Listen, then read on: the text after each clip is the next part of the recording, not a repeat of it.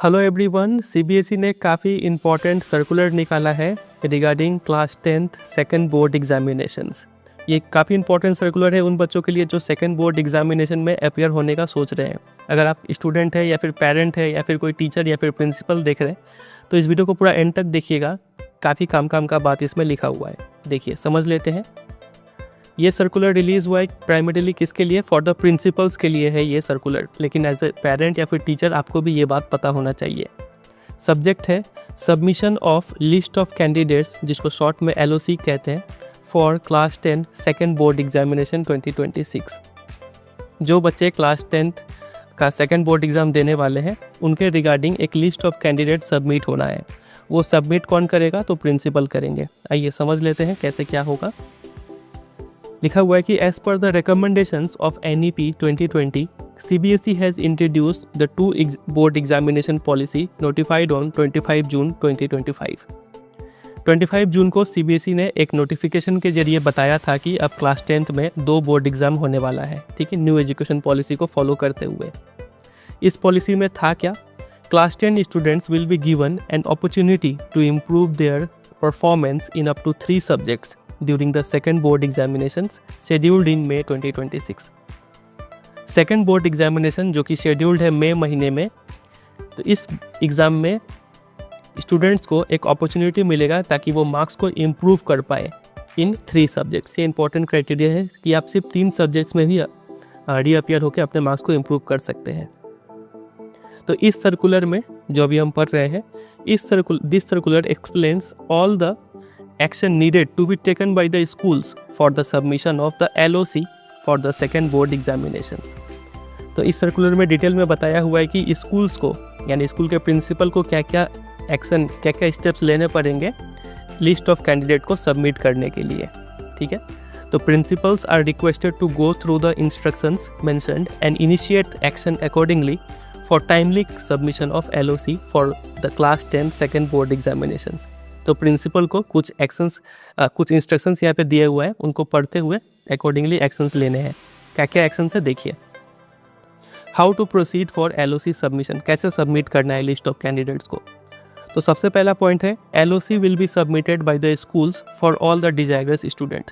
एक स्कूल में जितने भी इनरोल्ड स्टूडेंट्स हैं वो स्टूडेंट्स को उन सब का जो लिस्ट है, जो सेकेंड बोर्ड एग्जाम में अपियर होने वाले हैं, उन सब का लिस्ट बना के स्कूल को सबमिट करना पड़ेगा बोर्ड को, ठीक है। As for the first time CBSE will hold the second board examination in class 10। Hence, to know the correct figure of students who wish to appear in the second board examination and also to know the subjects in which they wish to appear, CBSE has decided to make the schedule of submission of LOC in such a manner that all the required information is available with the CBSE in advance to make the full proof preparations of the examination। काफ़ी लंबा sentence है, इसको समझ लेते हैं।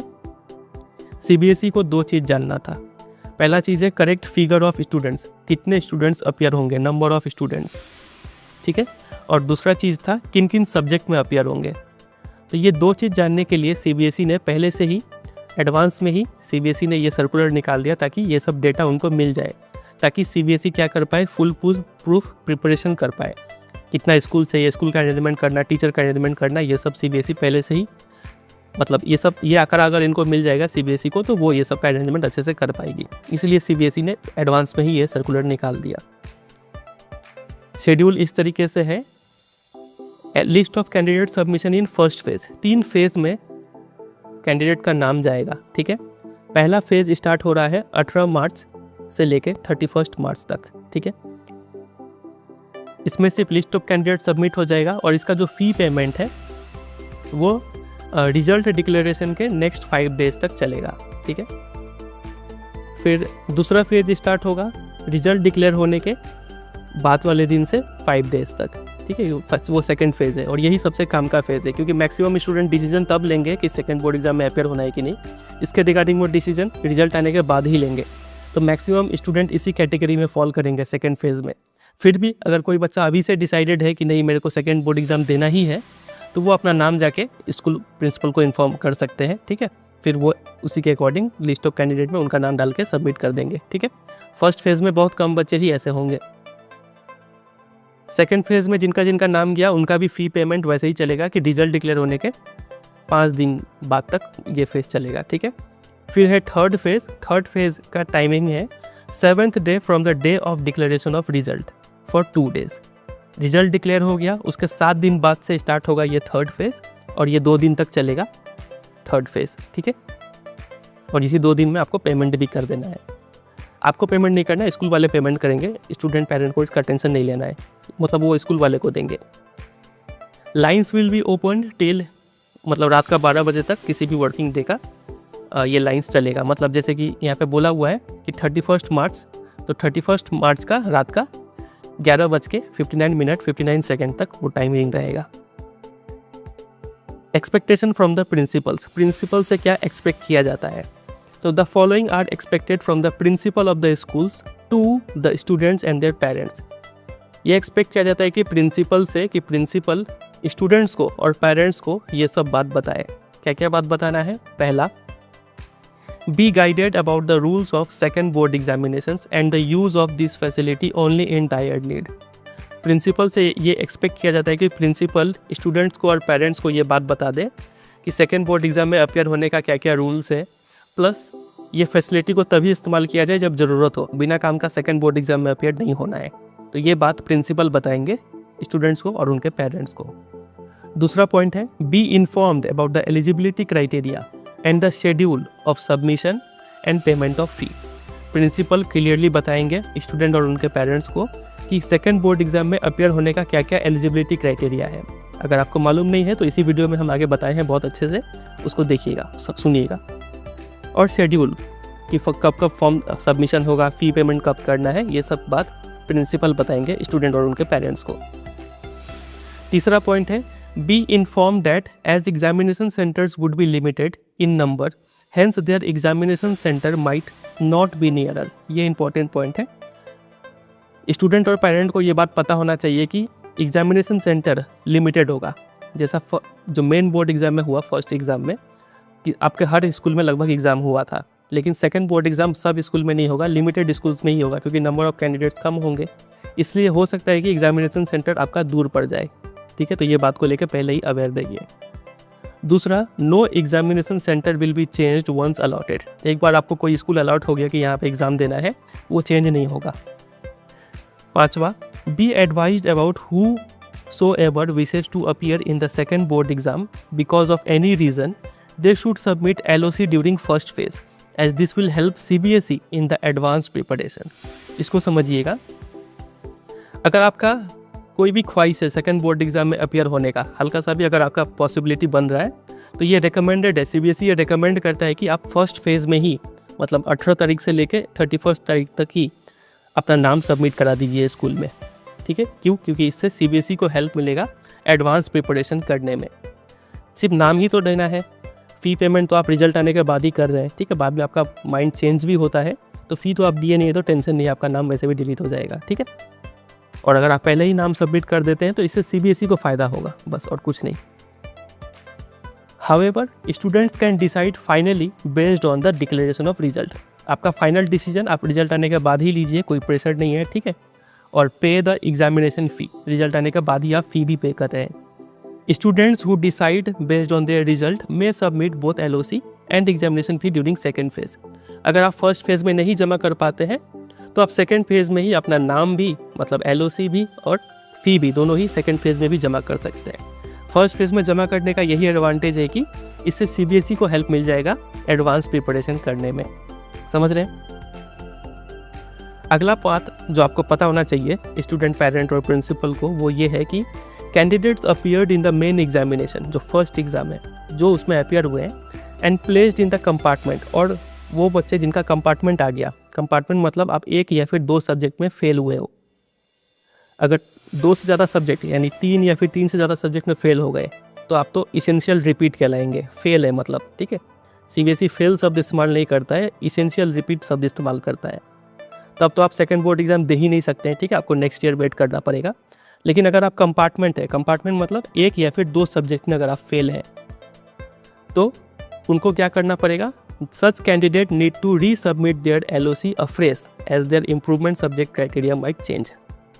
बोलने का मतलब है कि मान लीजिए आप फर्स्ट फेज़ में अपना नाम सबमिट करा देते हैं, ठीक है, और रिजल्ट आने के बाद पता चलता है कि आपका तो कंपार्टमेंट लग गया, यानी एक या फिर 2 सब्जेक्ट में आप फेल हो चुके हैं। तब उस केस में आपको दोबारा से अपना नाम को सबमिट कराना होगा, क्योंकि आप कंपार्टमेंट कैटेगरी में एग्ज़ाम अपेयर हो रहे हैं, ठीक है, वही बात यहाँ पे बोला हुआ है। और अगर आप सेकेंड फेज़ में दे रहे हैं फिर तो कोई टेंशन ही नहीं है, उसी के मतलब रिजल्ट के बेसिस पे ही फेल हुए हैं तो फेल, नहीं तो इम्प्रूवमेंट के लिए आप फॉर्म सबमिट करेंगे। अगला पॉइंट है कि student from the middle east countries, जहाँ पे वॉर चल रहा है, जहाँ पे एग्जामिनेशन कैंसिल कर दिया गया है, वो बच्चे सेकेंड फेज़ में ही अपना LOC सबमिट करें, क्योंकि रिजल्ट आने के बाद वही डिसाइड कर पाएंगे, ठीक है। अगला पॉइंट है conditions to appear in second board examinations.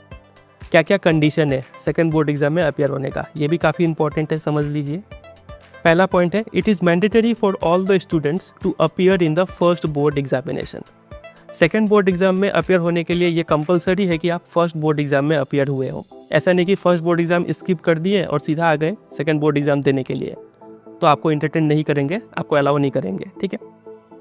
दूसरा, all passed and eligible students are allowed to improve, ये वर्ड पे ध्यान दीजिएगा, improve their performance in any of the 3 subjects out of science, mathematics, social science and languages. अगर आप 5 subject में appear हुए, 2 language हो गया और 3 कंपलसरी सब्जेक्ट मैथ, साइंस और SST, ये पाँचों का पाँचों में अगर आप पास कर जाते हैं तो आप इस पाँचों में से किसी 3 में, एनी 3 में ही आप अपीयर हो सकते हैं सेकेंड बोर्ड एग्जाम में, ताकि आप अपना मार्क्स को इम्प्रूव कर पाए, ठीक है। फिर नेक्स्ट पॉइंट है if a student has not appeared in 3 और more subject in the first examination then he or she is not eligible to appear in the second examination। अगर आप देखिए यहाँ पे तो बोला हुआ था फर्स्ट पॉइंट में कि फर्स्ट बोर्ड एग्जाम में अपीयर होना ही पड़ेगा, और सेकंड पॉइंट में बोल रहे हैं कि अगर आप 3 या फिर 3 से ज़्यादा सब्जेक्ट में अपीयर नहीं हुए हैं तो आपको सेकंड बोर्ड एग्जाम में अपीयर नहीं होने दिया जाएगा। इसका मतलब है कि अगर आप फर्स्ट बोर्ड एग्जाम में 3 या फिर 3 से ज़्यादा सब्जेक्ट में अपीयर हुए हो और पास किए हो तो आप सेकंड बोर्ड एग्जाम दे सकते हैं, ठीक है। सच तो अगर आप 3 या फिर 3 से ज़्यादा में अपीयर ही नहीं हुए हैं तो क्या होगा, such candidates are allowed to appear in the main examination only next year. आप नेक्स्ट ईयर के फरवरी मंथ में जो बोर्ड एग्जाम होगा उसमें एग्ज़ाम देने के लिए एलिजिबल होंगे, तो आप LOC सबमिट करने के लिए अलाउ ही नहीं करेगा CBSE, ठीक है। नेक्स्ट पॉइंट है for student whose result in the first examination is compartment. ऐसे स्टूडेंट जिनका कंपार्टमेंट लग गया फर्स्ट एग्जाम में, कंपार्टमेंट मतलब क्या, आप 1 या फिर 2 सब्जेक्ट में फेल हुए हैं, तो such students are allowed to appear in second exam. आप सेकंड एग्जाम दे सकते हैं अंडर कंपार्टमेंट कैटेगरी, ठीक है। आप 2 सब्जेक्ट में कंपार्टमेंट कैटेगरी में देंगे। अगर पास हुए होते तो आप इम्प्रूवमेंट कैटेगरी में एग्ज़ाम दे रहे होते, समझ रहे। तो इससे ये कंक्लूजन निकल रहा है कि आप कंपार्टमेंट है मतलब 1 या नहीं तो 2 सब्जेक्ट में फेल हुए होंगे, और मैक्सिमम आप सेकेंड बोर्ड एग्जाम में 3 सब्जेक्ट में ही अपीयर हो सकते हैं। तो अगर आप 1 सब्जेक्ट में फेल हुए हैं, इसका मतलब 1 सब्जेक्ट तो आप कंपार्टमेंट कैटेगरी में देंगे और बचा हुआ 2 सब्जेक्ट आप चाहे तो इम्प्रूवमेंट के लिए दे सकते हैं, ये आपका चॉइस है, ठीक है। वैसे ही अगर आप 2 सब्जेक्ट में फेल हुए हैं तो 2 तो हो जाएगा कंपार्टमेंट कैटेगरी में, और 1 जो बचा हुआ सब्जेक्ट है वो आपका मर्जी है, आप चाहे तो उसमें मार्क्स इम्प्रूवमेंट के लिए भी फिर से एग्ज़ाम दे सकते हैं, ठीक है। Next point number E, no new names will be allowed to the LOC of the second examination. कोई नया नेम्स कंसीडर नहीं किया जाएगा, मतलब ऐसा कोई बच्चा नहीं जो फर्स्ट एग्जाम में दिया ही ना हो, उसका एडमिट कार्ड ही नहीं आया हो और अचानक से सेकंड एग्जाम में टपक गया एग्जाम देने के लिए, वैसा केस एंटरटेन नहीं किया जाएगा।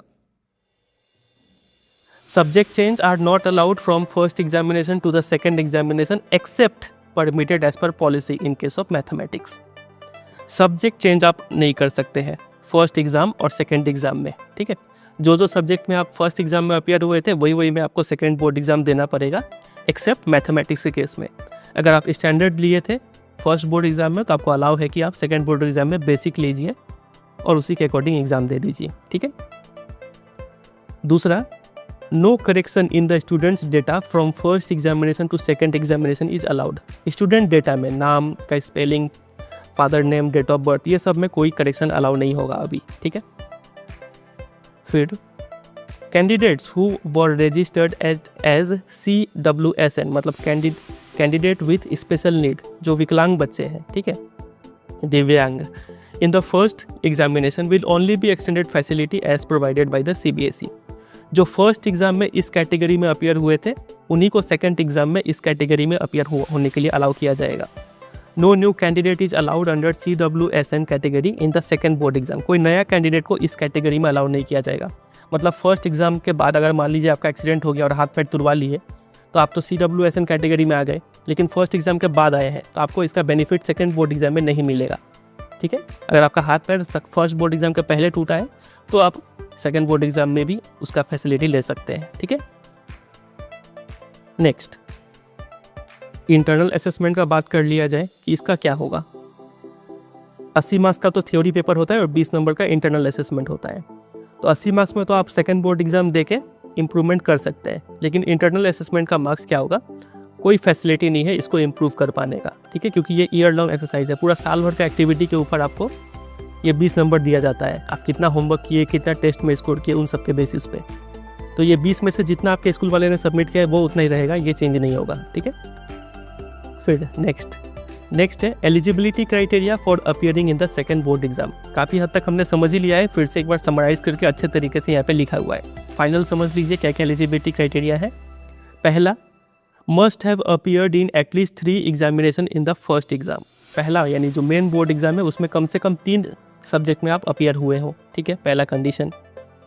दूसरा, must have a pass class 10 for appearing in improvement. Improvement exam आप तभी दे पाएंगे जब आप पास किए हो, ठीक है। अगर आप कंपार्टमेंट कैटेगरी में पास कर रहे हैं तो कंपार्टमेंट कैटेगरी में ही आपको एग्ज़ाम देना पड़ेगा। मतलब 1-2 सब्जेक्ट में फेल हो गए तो आप इम्प्रूवमेंट के लिए नहीं जाएंगे, आप किस में जाएंगे, कंपार्टमेंट में जाएंगे, समझ रहे। और उसी के अकॉर्डिंग अगर 1 में फेल हुए तो 2 में आप इम्प्रूवमेंट जा सकते हैं, 2 में फेल हुए तो 1 में इम्प्रूवमेंट जा सकते हैं। मैक्सिमम 3 ही अलाउ है ना। फिर next, passed class 10 by replacing with the 6th subject. मान लीजिए 5 सब्जेक्ट था आपका, 2 लैंग्वेज और 3 कंपलसरी, इसमें से किसी एक में फेल कर गए और 6 सब्जेक्ट मिला के आप पास हो गए ओवरऑल 5 में, ठीक है, तो भी आप एलिजिबल है सेकंड बोर्ड एग्जाम देने के लिए। फिर student placed under UFM category 1 if otherwise eligible. अगर आपका नाम UFM कैटेगरी 1 में था, मतलब अगर आप छोटा मोटा चीटिंग करते वक्त पकड़ा गए, फॉर एग्जांपल क्वेश्चन पेपर में आंसर लिखा हुआ था तो ये छोटा मोटा गलती है आपका, ठीक है, पेज फाड़ दिए, आंसर शीट फाड़ दिए, ऐसा कुछ अगर गलती कर रहे हैं, चीट रखे थे पॉकेट में लेकिन निकाल के लिख नहीं रहे थे, ऐसा छोटा मोटा गलती करते हुए पकड़ा गए आप, तो आप UFM कैटेगरी 1 में हैं और आप सेकंड बोर्ड एग्ज़ाम दे सकते हैं। और भयंकर गलती किए हैं आप अगर कुछ, तो आप सेकंड बोर्ड एग्ज़ाम नहीं दे पाएंगे। इसके बाद student placed in compartment category in 2025 examination. Last year अगर आप कंपार्टमेंट लगा था आपका और पास नहीं कर पाए थे आप, तो इस साल आप सेकंड बोर्ड एग्जाम देके उस सब्जेक्ट को क्लियर कर सकते हैं। Any student who has not appeared in 3 और more subject in the main examination is not eligible for the second board exam. ये तो पहले ही बता दिए, अगर आप 3 या फिर 3 से ज़्यादा सब्जेक्ट में अपीयर ही नहीं हुए हैं तो आप सेकंड बोर्ड एग्जाम दे नहीं पाएंगे। Improvement category up to 3 main subjects out of science, maths, SST and language. 3 ही मेन सब्जेक्ट में आप इम्प्रूवमेंट के लिए दे सकते हैं। और कौन दे सकते हैं, फर्स्ट या फिर third chance compartment. Last year भी तो किसी बच्चे का कंपार्टमेंट लगा होगा तो उसको एक चांस तो मिल गया, ठीक है, तो वो भी इस साल सेकंड बोर्ड एग्जाम में वो भी दे सकता है, अपीयर हो सकता है। और थर्ड चांस, मान लीजिए लास्ट ईयर जो कंपार्टमेंट एग्जाम हुआ था उसमें फेल हो गया और इस साल जो मेन एग्जाम हुआ उसमें भी फेल हो गया, अब उसको थर्ड चांस मिल रहा है इस सेकंड बोर्ड एग्जाम के रूप में, वो दे सकता है, ठीक है। अगला कैटेगरी है कंपार्टमेंट प्लस इम्प्रूवमेंट। अगर आपका कंपार्टमेंट लगा है एक सब्जेक्ट में या फिर 2 सब्जेक्ट में तो आप कंपार्टमेंट का एग्जाम तो दे ही सकते हैं, साथ ही साथ इम्प्रूवमेंट, मतलब बचा हुआ 2 सब्जेक्ट में इम्प्रूवमेंट दे सकते हैं और यहाँ पे बचा हुआ 1 सब्जेक्ट में इम्प्रूवमेंट एग्जाम दे सकते हैं। Next, improvement for the student passed by the replacement of the subject. अगर आप रिप्लेसमेंट करके मतलब 6 सब्जेक्ट से रिप्लेस करके पास हुए हैं तो वो भी आप इम्प्रूवमेंट के लिए एग्जाम दे सकते हैं। फिर sport student who were given permission by the board, जो कोई खेल कूद में पार्टिसिपेट किए थे और किसी कारण फर्स्ट बोर्ड एग्जाम नहीं दे पाए थे तो ये सेकंड बोर्ड एग्जाम वो दे सकते हैं। If a student has not appeared because of any reason or failed in 3 or more subject in the first examination, then he or she is not eligible to appear in the second board exam. अगर आप first board exam में appear ही नहीं हुए, चाहे वो किसी भी कारण से हो, या फिर 3 से ज़्यादा सब्जेक्ट में फेल हो गए, तो आप सेकेंड बोर्ड एग्जाम नहीं दे पाएंगे. और student placed in the ER category, मतलब इसेंशियल रिपीट, जो अगर आप फेल है यानी 3 से ज़्यादा सब्जेक्ट में फेल हुए हैं, तो आप सेकेंड बोर्ड एग्जाम नहीं दे सकते, आपको नेक्स्ट ईयर का वेट करना होगा. समझ गई? तो ये हो गया डिटेल एलिजिबिलिटी क्राइटेरिया. उम्मीद करते हैं आप क्लियर हो गए होंगे. अगला है सिलेबस एंड स्कीम. सिलेबस क्या रहेगा सेकेंड बोर्ड एग्जाम का और किस तरीके से होगा ये एग्जाम, पैटर्न क्या होगा. तो सेम पैटर्न होगा एज द फर्स्ट एग्जाम. ठीक है, कोई चेंज नहीं है इसमें. फिर rest of the instruction will remain the same as per the circular of LOC for the first board exam and the 2 examination policy. जो फर्स्ट एग्जाम में इंस्ट्रक्शंस थे वही इंस्ट्रक्शन सेकेंड बोर्ड एग्जाम में भी अप्लाई करेंगे. It is expected that the schools will read the guidelines carefully and collect the correct data of the student and submit the same correctly. तो ये एक्सपेक्ट किया जाता है कि स्कूल्स, सिर्फ स्कूल, सारा चीज़ स्कूल पे मत छोड़ दीजिए. एज अ स्टूडेंट और एज अ पेरेंट आपको भी ये सब बात पता होना चाहिए, और एज अ टीचर भी आपको ये बात पता होना चाहिए, ताकि आप प्रॉपरली स्टूडेंट पेरेंट को गाइड कर पाए. ठीक है, ये सब चीज़ इतना ही था यहाँ पे. फिर कॉपी भेजा गया ये सब लेटर इन सबको, और नीचे में फ़ीस के बारे में बताया हुआ था एनेक्सर A में कितना फ़ीस लगेगा एग्ज़ाम देने का. तो सेकेंड बोर्ड एग्ज़ाम के लिए देखिए, fee details for LOC, fees लैब है, नॉर्मल फ़ी ये है, और लेट फ़ी लेके कितना पड़ेगा वो यहाँ पे बताया हुआ है. अगर आप इंडिया से है तो 320 रुपीज़ पर कैंडिडेट पर सब्जेक्ट. एक सब्जेक्ट का 320 रुपये लगेगा, मतलब 3 सब्जेक्ट का कितना लगेगा, 960 रुपये लगेगा अगर आप इंडिया से है तो. नॉर्मल टाइम पे अगर आप बिना लेट फ़ी के जमा कर रहे हैं तो. नेपाल से है तो यही अमाउंट 1100 और टोटल 3300 रुपये आ जाएगा. और दूसरे कंट्रीज से है तो यही अमाउंट 2200 और 6600 हो जाएगा. ठीक है. Window for digital payment, payment कब करना है. The date of finalisation of LOC data, the fee to be paid online only before the last date. Last date से पहले ऑनलाइन फ़ी पे करना है. ये स्कूल का हेडेक है, आपको तो बस स्कूल में जमा दे देना है. ठीक है. और विथ लेट फ़ी लगेगा 2000 रुपया अगर आप लेट, मतलब उस फेज़ का जो टाइम है उसके बाद अगर जमा करते हैं तो. इंपॉर्टेंट नोट यहाँ पे लिखा हुआ है कि फ़ी ऑनलाइन मोड में ही देना है, ऑफलाइन मोड में या फिर बैंक अकाउंट में कोई भी पैसा नहीं लिया जाएगा. ऑनलाइन मोड मतलब debit card, credit card, UPI, net banking, ये सब से ही दे सकते हैं आप. ठीक है. ये तो सिर्फ स्कूल के लिए है, और एज अ कैंडिडेट या फिर पेरेंट आप तो स्कूल में पैसा जैसे मन वैसे जमा कर सकते हैं. ठीक है. और तो कुछ यहाँ पे फ़ी पेमेंट मेथड ही है यहाँ पे, तो वो उतना हमारे काम का नहीं है. तो बस इतना ही था इस वीडियो में. उम्मीद करते हैं आपको ये पूरा सर्कुलर अच्छे से समझ में आ गया होगा. ये सर्कुलर को डाउनलोड करने का लिंक डिस्क्रिप्शन में दिए हैं, आप इसको डाउनलोड कर लीजिए. और आपको अगर लगता है किसी के लिए ये वीडियो इंपॉर्टेंट है तो आप उसको शेयर कर सकते हैं. ठीक है, चलिए एंड करते हैं. वीडियो अच्छा लगा तो 3 काम कर दीजिए. वीडियो को लाइक कर दीजिए, शेयर कर दीजिए, और चैनल पर नए हैं तो उसको सब्सक्राइब भी कर लीजिए. कोई अगर मन में डाउट कन्फ्यूजन है तो आप कमेंट करके पूछ सकते हैं. मिलते हैं बहुत जल्द किसी और वीडियो में. तब तक के लिए bye bye and take care.